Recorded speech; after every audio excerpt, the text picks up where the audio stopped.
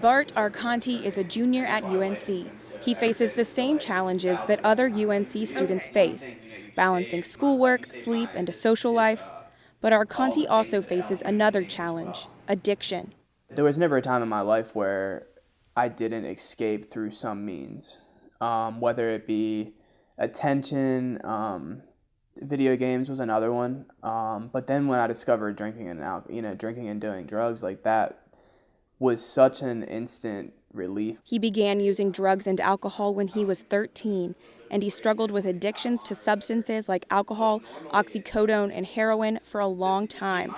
He's been sober since April 2013.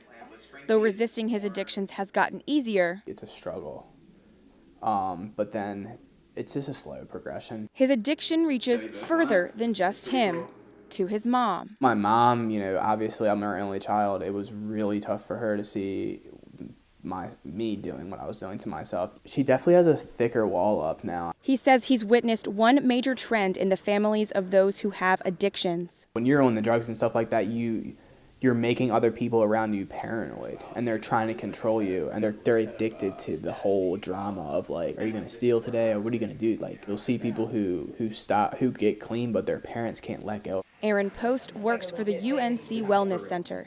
He too has witnessed this trend. He says it can be difficult for people whose families or loved ones suffer from addiction. There's a sense of constantly being on the ledge.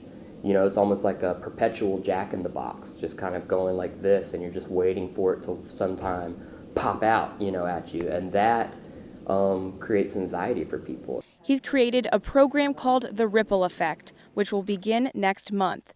The name of the group refers to the harmful effects a person's addiction has on those around him. The goal? To learn a little bit about how these relationships work out, and maybe why sometimes we end up in these kinds of relationships, or what to do when you feel like you're in a relationship like that, how to cope.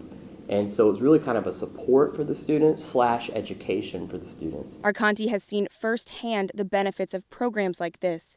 His mother was involved in a similar one. Educates family members about the individual who's suffering, and that's such a good thing to do, because if you don't do that, then people get stuck in these emotional tangleholds with the individual. They don't know what to do. He says he hopes more programs like this pop up at other schools across the country to save other families the heartache his has suffered.